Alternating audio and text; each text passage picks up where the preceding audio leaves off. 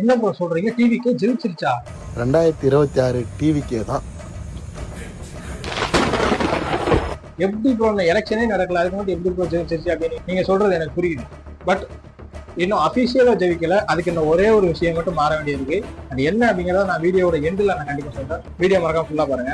எப்படி ப்ரோ நீங்க சொல்றீங்க டிவிக்கு வின் பண்ணிச்சு அப்படிங்கிற ஒரு 100% உறுதியா நீங்க எப்படி ப்ரோ சொல்றீங்க அப்படின்னு கேட்டீங்கன்னா, ஸோ இது வந்து நான் லாஸ்ட் எலெக்ஷன்ல நடந்த ஒரு சின்ன கால்குலேஷன் வச்சு தான் சொல்லி இது என்னன்னா, நான் கண்டிப்பா டிவிக்கு ஜெயிக்கும் அப்படின்னு நான் சொல்லலாம். இது மாறினா டிவிக்கு ஜெயிக்கும் அப்படிங்கிறத நான் சொல்ல வரேன். ஸோ ஃபர்ஸ்டே நல்லா புரிஞ்சுக்கோங்க. இது என்னோட கால்குலேஷன் மட்டும்தான். ஸோ உங்களுக்கு வேற மாதிரி இருக்கலாம், அடுத்தவங்களுக்கு வேற மாதிரி இருக்கலாம், என் ஃபேமிலியில இருக்கவங்களுக்கு வேற வேற மாதிரி கூட இருக்கலாம். ஸோ அதனால நான் சொல்றேன், இது என்னோட கால்குலேஷன் மட்டும்தான். இப்போ என்னன்னா, தமிழ்நாட்டில் இருந்த ஓட்டர்ஸோட எண்ணிக்கை எவ்வளவு பார்த்தீங்கன்னா 6 கோடி பேர் இருந்தாங்க ஓட்டர்ஸ் மட்டும். ஆனா அதுல 1.5 கோடி பேர் ஓட்டே போடல.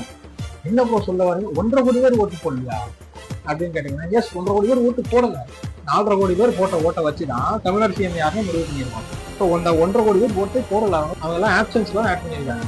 அதாவது நம்மள ஆள போறவங்கள நம்ம தான் முடிவு பண்ணணும். நீ முடிவு பண்ணாம உன்னை ஒருத்தன் ஆள்றான்னா ரொம்ப கஷ்டம் ப்ரோ. அதனால மறக்காம ஓட்டை மட்டும் போட்டுருங்க. ரொம்ப ரொம்ப ரொம்ப முக்கியமான ஒரு விஷயம் ஓட்டு அப்படிங்கிறது. 5 வருஷத்துக்கு ஒரு முறை நம்மள ஆள போறவங்க நம்ம முடிவு எடுத்தே ஆகணும் யாருன்னு. ஸோ அதுவும் 2026 எல்லாருமே மாற்றத்தை எதிர்பார்த்து இருக்காங்க. ஸோ அதனால கண்டிப்பா முடிவு எடுக்கணும் யாரு அப்படின்னு. ஸோ மறக்காம ஓட்டு போட்டுருங்க. ஸோ இப்போ நான் டாபிக்ல வரேன். என்ன அப்படின்னா, ஸோ 4.5 கோடி பேர் தான் ஓட்டு போட்டிருக்காங்க. அந்த 4.5 கோடி பேர்ல 3 முக்கியமான கட்சிகள் மட்டும் எடுத்துக்கிறேன். மிச்சம் எல்லாமே சின்ன கூட்டணி கட்சிகள் சேர்ந்துருக்கு. ஸோ அதனால 3 முக்கியமான கட்சிகளை மட்டும் நான் சொல்றேன். என்ன அப்படின்னா, என்டிகே, ஏடிஎம்கே, டிஎம்கே. ஸோ இது 3 தான் மெயினான பார்ட்டி தமிழ்நாட்டில். ஸோ என்ன அப்படின்னா, இப்போ என்டிகே எவ்வளவு ஓட்ஸ் வாங்கியிருக்கு அப்படின்னு பார்த்தீங்கன்னா, லாஸ்ட் எலெக்ஷன்ல 30 லட்சம் ஓட்ஸ் வாங்கியிருக்கு. அப்புறம் ஏடிஎம்கே 1,83,00,000 ஓட்டு வாங்கியிருக்கு. டிஎம்கே 2 கோடி ஓட்டு வாங்கியிருக்கு.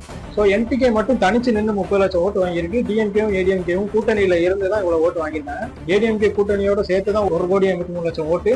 டிஎம்கே கூட்டணியோட இருந்து தான் 2 கோடி ஓட்டு வாங்கியிருக்கு. 2 கோடி ஓட்டு வாங்கி வின் பண்ணிருக்காங்க டிஎம்கே.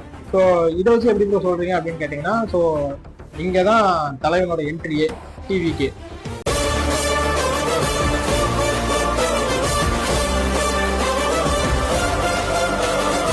ஏன்னா லாஸ்ட் எலெக்ஷன்ல டிவிக்கே கிடையாது. அப்போ பார்ட்டிசிபேட் பண்ணல. அப்போ இல்ல, கட்சியே இல்ல, இப்பதான் உருவாயிருக்கு.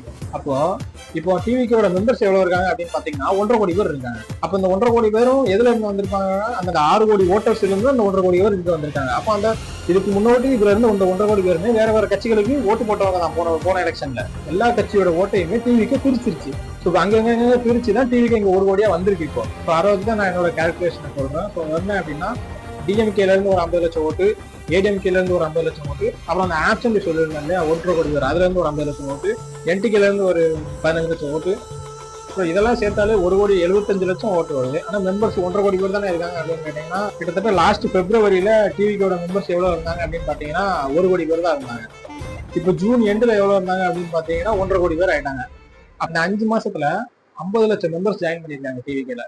ஸோ இந்த எலெக்ஷனுக்கு இன்னும் 10 மாசம் இருக்கு. இன்னும் மெம்பர்ஸ் நிறைய ஜாயின் பண்ணலாம். அவங்க எல்லாருமே வேற கட்சிக்கு, போன எலெக்ஷன்ல வேற கட்சிக்கு ஓட்டு போட்டவங்க தான். அப்போ எல்லா கட்சியோட ஓட்டையுமே பிரிச்சுதான் டிவிக்கே ஒண்ணு சேருது. அப்போ எலெக்ஷனுக்கு முன்னாடி டிவிக்கோட மெம்பர்ஸ் 2 கோடியை தாண்டிட்டாங்கன்னு வைங்க. ஆனா ஒரு விஷயம் நான் லாஸ்டா சொல்லியிருந்தேன்னு சொன்னேன் இல்லையா, அது என்ன அப்படின்னா, இந்த எலெக்ஷனுக்கு முன்னாடி இருக்க 2 கோடி மெம்பர்ஸ் வந்துருவாங்க. அது கன்ஃபார்ம் தான். அந்த 2 கோடி மெம்பர்ஸ் வந்துருவாங்கன்னு வைங்க. அந்த 2 கோடி மெம்பர்ஸுமே அப்படியே 2 கோடி ஓட்டர்ஸா மட்டும் கன்வெர்ட் ஆயிட்டாங்கன்னா அவ்வளவுதான். டிவிக்கு செவிக்கிறத யாராலையும் தடுக்க முடியாது. ஸோ இது எல்லாமே என்னோட தனிப்பட்ட கால்குலேஷன் மட்டும்தான். நான் எல்லாத்தையும் சொல்லணும்னு வச்சு எல்லாத்தையும் சொல்லிட்டேன்.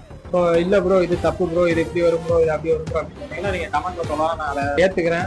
ஒவ்வொருத்தருக்கும் ஒவ்வொரு கால்குலேஷன் இருக்கும். நான் முன்னாடியே சொன்ன மாதிரி இது இப்படிதான் வரும், அது அப்படிதான் வரும், டிவிக்கு எப்படி ஓட்டு போறீங்க அப்படின்னு சொன்னீங்கன்னா அது உங்களோட கால்குலேஷன்.